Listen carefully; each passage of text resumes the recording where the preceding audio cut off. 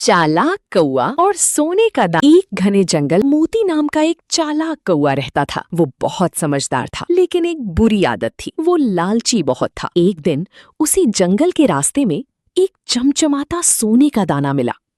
कौए की आंखें चमक उठीं। उसने सोचा, अगर एक दाना इतना कीमती है तो जहाँ से ये आया है वहाँ और भी खजाना होगा। हाँ, मुझे और ढूंढना होगा। यहीं से शुरू हुआ उसका लालच। रुको मोती, उस दाने के पीछे मत जाना वरना पछताओगे। एक छोटे से दाने से क्या खतरा हो सकता है?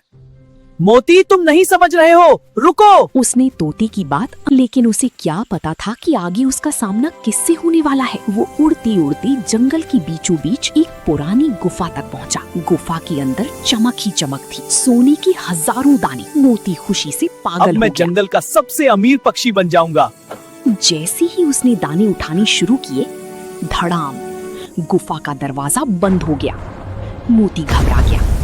अचानक अंधेरे में एक भारी आवाज गूंजी। जो लालच में यहाँ आता है वह कभी बाहर नहीं जाता। मोती के पंख कांपने लगे। वो चिल्लाया, मुझे बाहर जाने दो, मैं सिर्फ थोड़ा सा सोना चाहता था।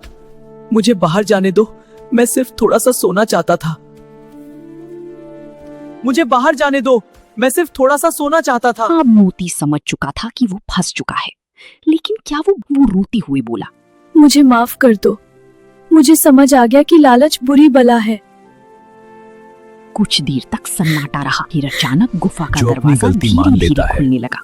उसे दूसरा मौका मिलता है। मोती तुरंत वहां से बाहर निकल आया।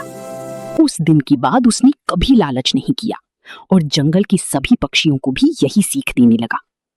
अंत में मॉरल, हो, खुश रहो दोस्तों। लेकिन याद रखना, लालच बुरी बला है। लालच इंसान को मुसीबत में डाल देता है, लेकिन अपनी गलती मान लेना सबसे बड़ी समझदारी है।